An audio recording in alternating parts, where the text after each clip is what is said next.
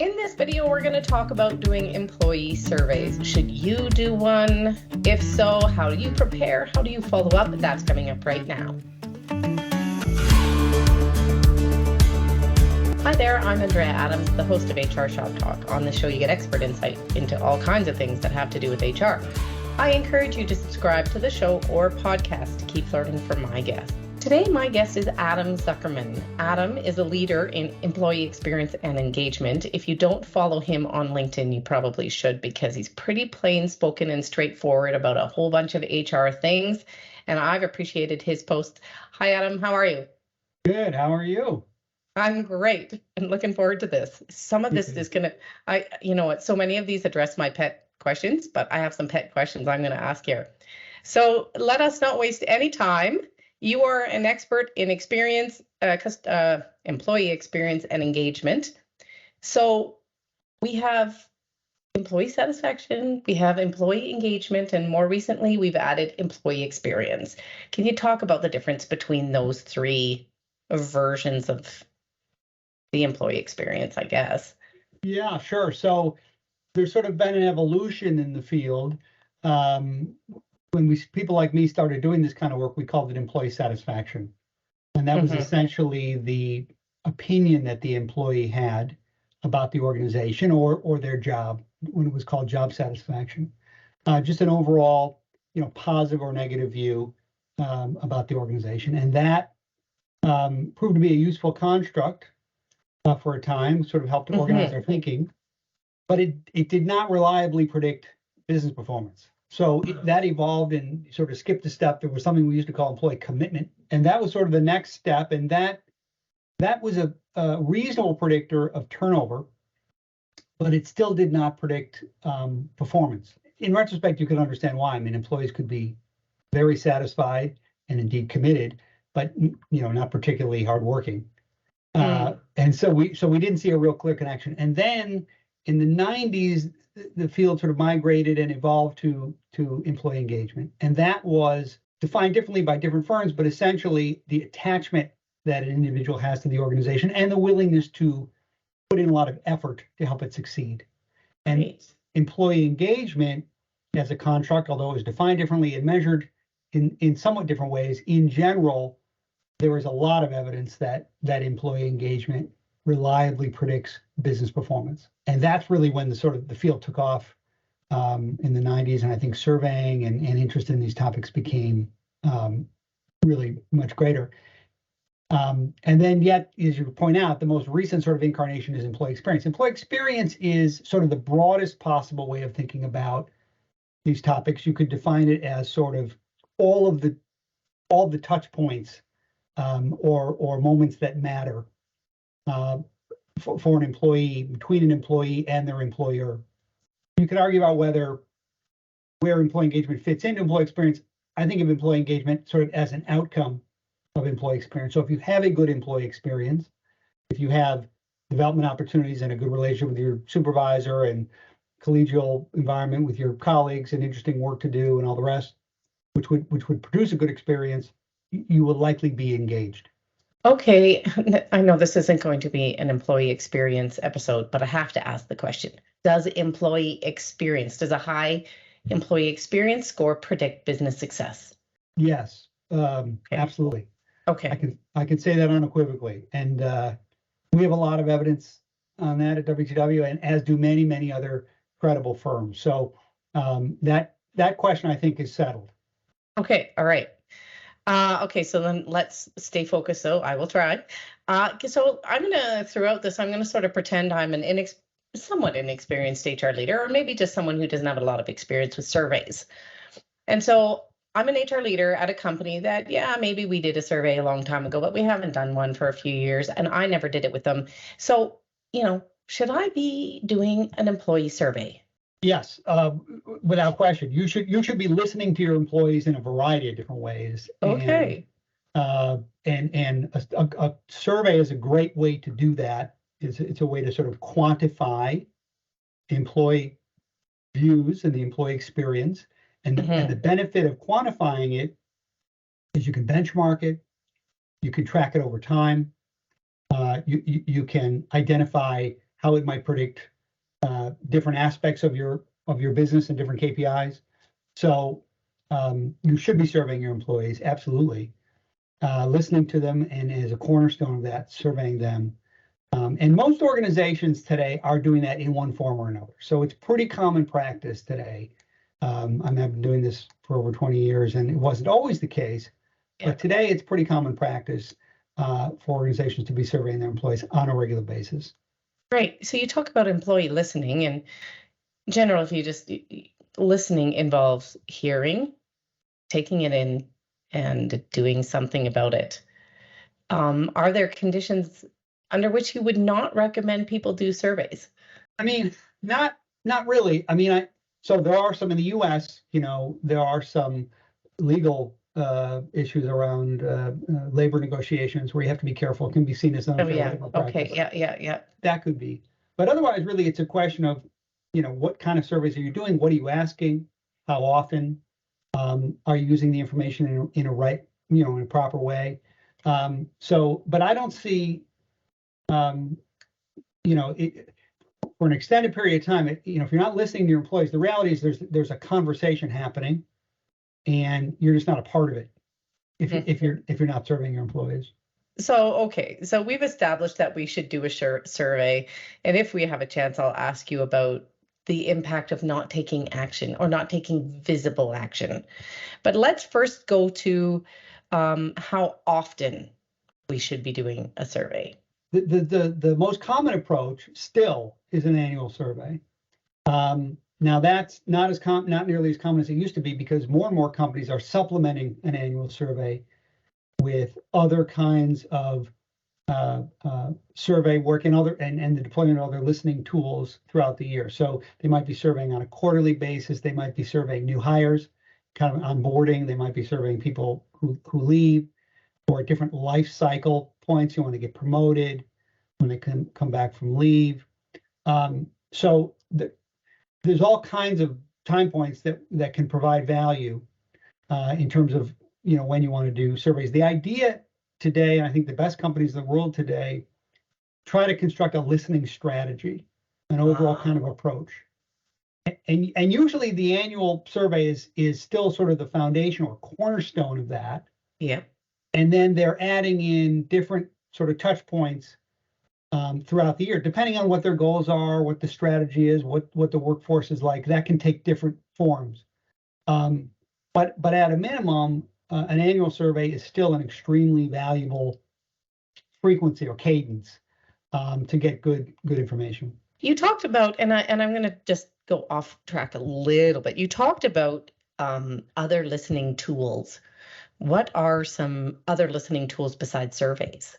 Right. So there's a lot of ways, right? So we shouldn't forget about one-on-one discussions with employees, and small group discussions with employees, and interviews with employees. But focus groups are also still a really valuable way to understand employee views, and there's ways to do those now online, virtually, that can be really valuable. So, and also even surveys themselves can take a variety of forms, right? So there's sort of the traditional survey, which can take 10 or 15 minutes to complete and is comprehensive and might have 30 questions or even 50 questions. And then there are much shorter kinds of, you might even not think of them surveys, but things that intercept you as you're doing your work, to ask you if the information you're getting is helpful, or if you need something different, or so that can take a variety of forms too. Okay, so we're going to do a survey. We're going to start with an annual survey. What questions should I ask? Right, great. So this is the exact right question to ask. So I'm glad you're focused on where you are. So okay, good. So we at Willis Towers Watson, we have a framework for understanding the employee experience, and it's based on the research that we've done into financially high-performing companies and the kind of employee experience that they provide, and we have questions that map to that experience. So we would provide guidance on the kind of questions you should ask. We call it a high-performing employee experience, and questions that map to it. But the key is, so that's what we would recommend. But there's a lot of firms out there, and they all have a framework of one sort or another. And the reality is there's value in all of them, or most of them certainly. And so, what I recommend organizations do is look around, look on the internet, look at all the providers out there. There's no shortage of them, and look at how they define the employee experience, how they frame it, and how they recommend you measure it. And in my experience, what's most important is not necessarily the one you choose, although of course, I'm partial to ours, but it's really about finding one that resonates with you and that'll fit in your organization, and then, working it. It works if you work it, right? So some of the differences aren't really as critical as I think they're often made out to be. The key is to find a framework or a model that explains the employee experience and that provides some guidance on the sorts of questions you should ask. And in all likelihood, it'll be all of the typical things that you associate with an employee survey, questions around, leadership and communication and management and training and development and rewards, all of the things that one associates with sort of a common survey list. The way that's implemented and the balance is important, to be sure, but I think what's more important is that you focus on a framework that resonates and work inside your organization, and you commit to it. Okay, you said at one point and pick your survey and work it. What does working it mean? Right, that's a good word. So what I mean by work it is, commit to it. Design a survey that maps to that framework, deploy it, commit to surveying or deploying it on a regular basis. And if that's just annual, that's okay. But this work tends to improve over time. So a one and done is not nearly as effective as if you can do it repeatedly, because then you can really map progress and see which interventions are successful. And make sure that you communicate the results when you get them, and make sure, as you said earlier, make sure that you take action on the information. So, really committing to a framework and sort of embedding it in a bigger process is the way to be successful, in my experience. If you got value out of this, subscribe and comment. What company do you use to provide or guide you around your employee engagement survey? Let us know in the comments section and tell us why you like it. Okay, so this is my pet question. Are employees going to tell the truth? Actually, it's one of my pet questions. That's a good one. There are ways, of course, you never know for certain, but there's a lot of ways that you can impact how truthful they are. Okay. And so, the way to do that is to be transparent about how the data is going to be used and reported. Right? So there's some best practices here. So for example, you should establish a minimum group size that will dictate the size of the reports that you create. Right. Typically that's 10. But I know many organizations that have a higher number, and many that go lower than that too. But whatever that is, you should communicate it clearly on the survey itself, and be very, vigorous about maintaining it. You should also explain who's going to see the data. Are you using a partner who will maintain the raw data, and you're only going to see the reports, or is there going to be, someone in your organization who will have access to the raw data? You should state that. You may get, if you haven't done a survey in a while, and depending on the culture of the organization, you could get employees who are reluctant to participate or reluctant to share their views candidly. But what I have found is that over time, if you run the process well and you communicate transparently about how you're going to use the data and report it, and you run the process with integrity, employees will see over time that people aren't getting fired because they've expressed their real views. And so, momentum builds, participation builds, candor builds. And you can pretty quickly get to a place where employees, they'll be very candid. They'll certainly tell you, the good and the bad. And, I've seen that repeatedly. So sometimes you have to work up to that level, but you can definitely get there. Okay. Interesting. This is my second pet question. Will employees understand the questions? So by understand, do you mean like reading Understand, comprehension? you ask a question about safety or something, and they interpret the question very differently than you were intending. And I've heard this from leaders. It's like, well, the employees didn't understand the question, so the question results are garbage. Right, right. Okay, so there's a lot going on there. So Yes, there is in there. right, right. This is one of the advantages of working with a third-party provider is that questions are tested for validity and reliability Okay. pretty All right. extensively. Yep. There's basic psychometric testing you can do, and follow up with employees to make sure that they understand your intent. But best practice, even if you're taking a survey off the shelf that's been well validated, the best practice is to do some piloting initially to make sure that it's being understood in the way that you intend and that it's clear. And then also, when you get a result that is difficult to understand or there are multiple interpretations, which there still can be, but to talk to employees, well, first of all, look at the overall pattern of results. Right. Pretty indicative. Look at the open-ended comments that you would get from a survey. If you ask an open-ended comment one, I always recommend that you do, and then follow up with employees, right? So it's rarely the case that on the basis of responses to one survey question alone, you fully understand an issue perfectly well and enough to immediately address it. Usually it's one piece of a larger puzzle. And so I think that approach is a good one. And there's some validation steps that you can do after the fact and talk with employees to make sure that you understand the sentiment. But I thought you were going to ask something else, which is another part of the challenge, which is, how do you work with leaders who push back or question the results, which of course that is I've got 3 questions I intend to ask. That was one of them. Yeah. So go ahead. You go ahead. Tell me how to deal with leaders that push back, because that happens a lot. Yeah.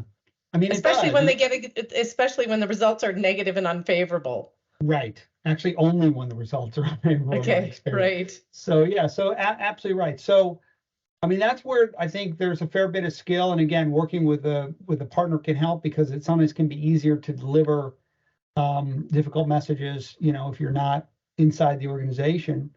But part of it is just sort of recognizing that leaders are like anybody else, and they're going to go through a series of stages in all likelihood.